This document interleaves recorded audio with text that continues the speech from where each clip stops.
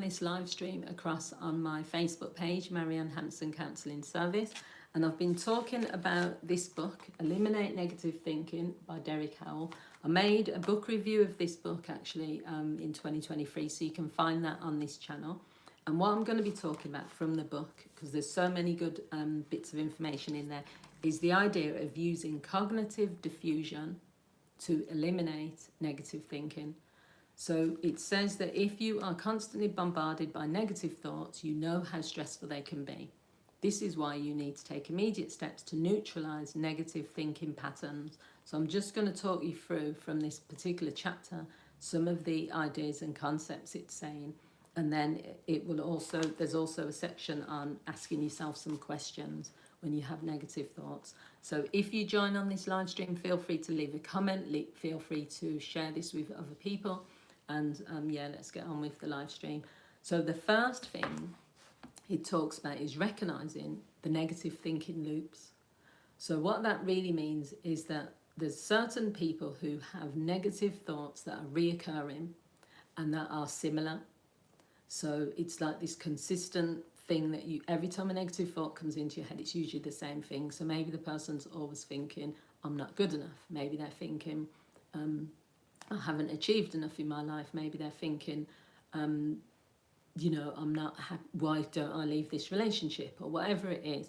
So what it says is you have to recognize the loop that you're going in when you're having these thoughts, because they're not random thoughts, but they're also consistently there, and you're going in a loop because you're probably constantly giving yourself more evidence of why this thought is true.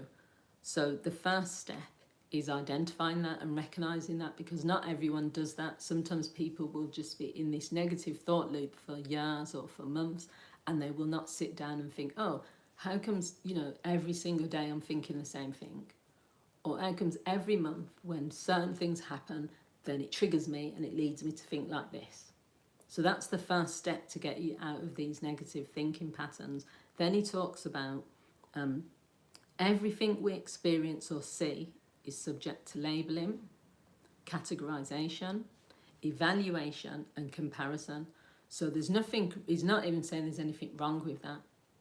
Most people, if you're going through life, you're categorizing things into maybe it's good or bad, right or wrong, useful or unhelpful. Then also maybe you're labeling things. Sometimes you're evaluating things, and sometimes you're comparing things. As a human being, your mind is always working towards doing something. So he's not saying that's the problem. He says the problem arises when these mental processes are directed inwards and they yield negative judgments, causing you to be hypercritical.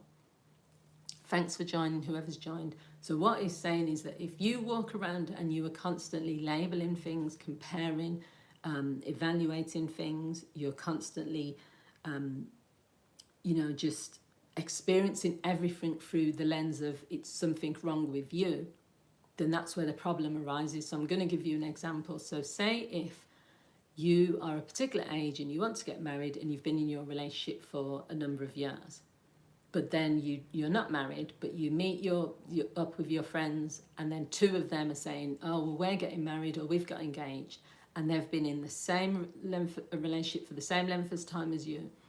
Someone who has like a clear thinking pattern and they don't have any issues with their thinking would probably just say congratulations, and then they'd probably go home and think, you know, that's going to be me one day and my friend's going to be congratulating me. If you've got negative thought patterns which are already there, hi Terence, I'm fine thanks, you're going to be thinking something's wrong with me, because how comes my friend has been in this relationship for 5 years and we've been together in my relationship for 5 years and I haven't got a ring? Or something's wrong with me because that means he doesn't want to marry me, or that sort of thing. So it says the problem only arises when you attribute everything inwards and you do it in a negative way. So what he's saying that you can do about that instead is using cognitive diffusion to recognize that these processes are going on, to recognize that you are having these negative thoughts and you're making everything seem as though there's something wrong with you. So he said you form a partnership with your thoughts instead. So you can start to say instead, okay, well, my thought belongs to me. I'm the one that's planted the seed. I'm the one that is leading down this path and making it be about me. I can turn that around. So a lot of the work that I do is around like helping people to rewire their thoughts. If you've seen the, I don't know if it was either a live stream or it could have been a recorded video, which is called Rewire Your Brain. I think it's called Rewire, Refocus, Reset. There's so much information out there now compared to when I first started as a counsellor about this whole idea of cognitive distortions, cognitive thinking, negative thinking, overthinking. There's so much things around there, but it does start with this idea of like you are the one that is planting the seed.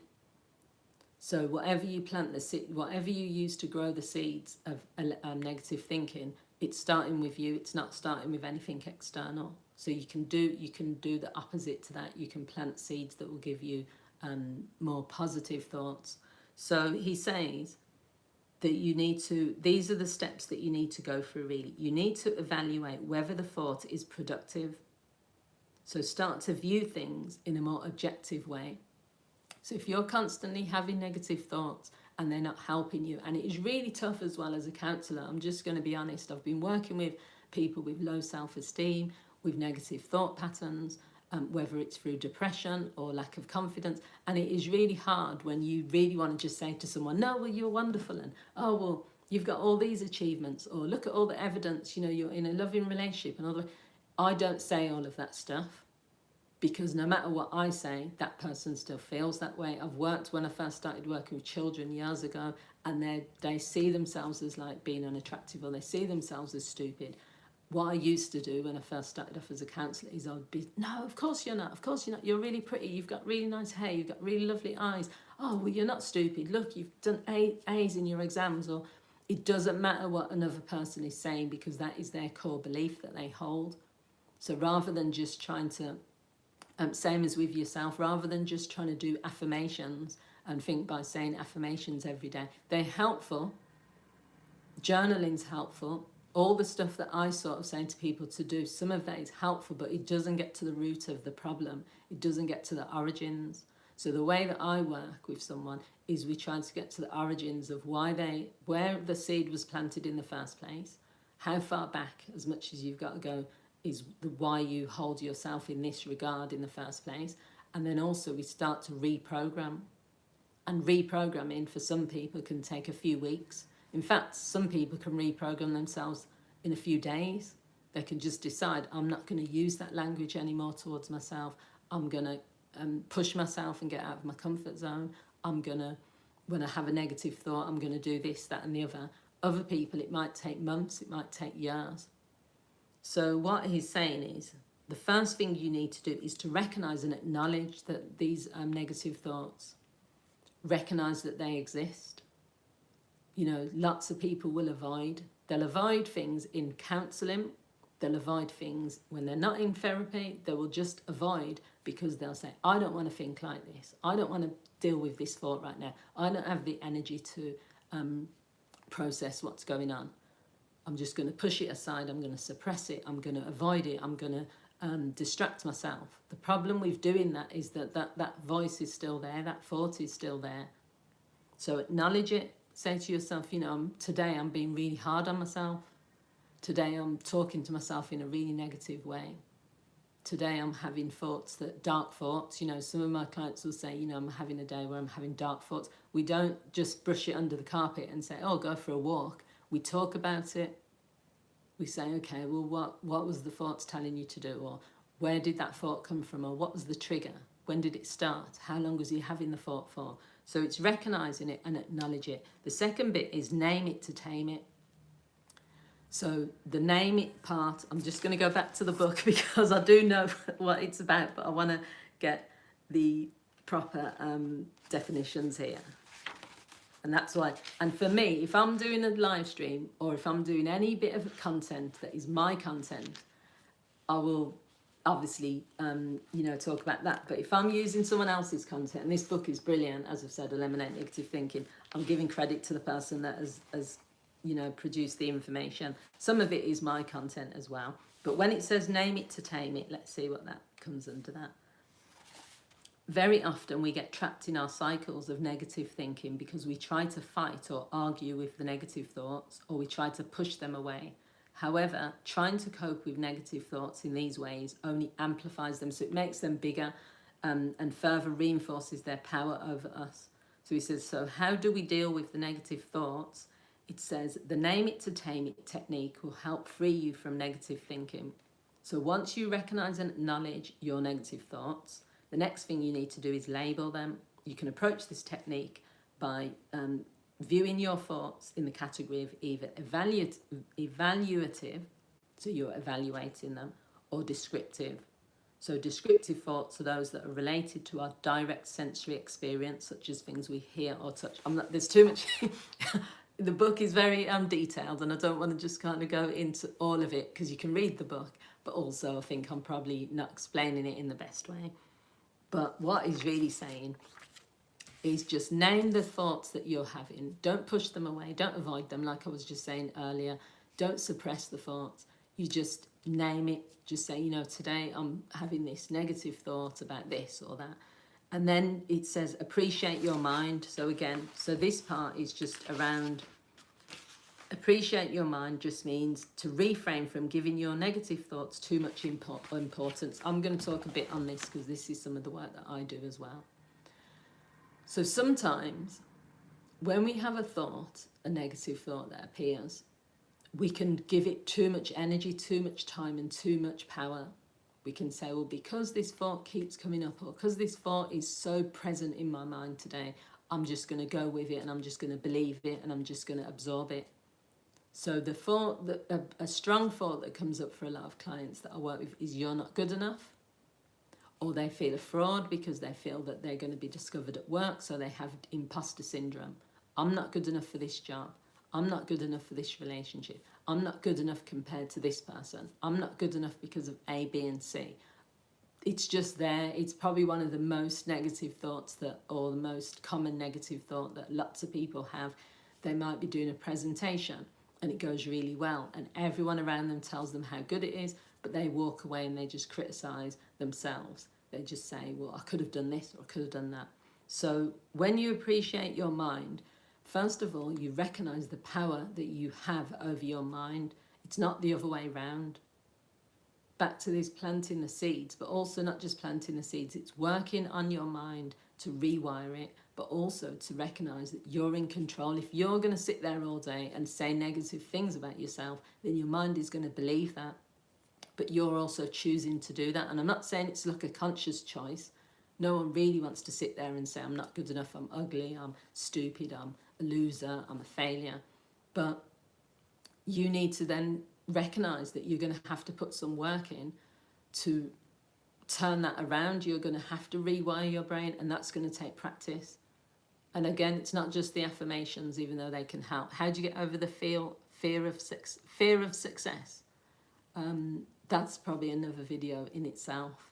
But yeah, it is a genuine fear that people have, fear of failure, fear of succeeding. I'll probably make another video about that, Terence. I could probably do that.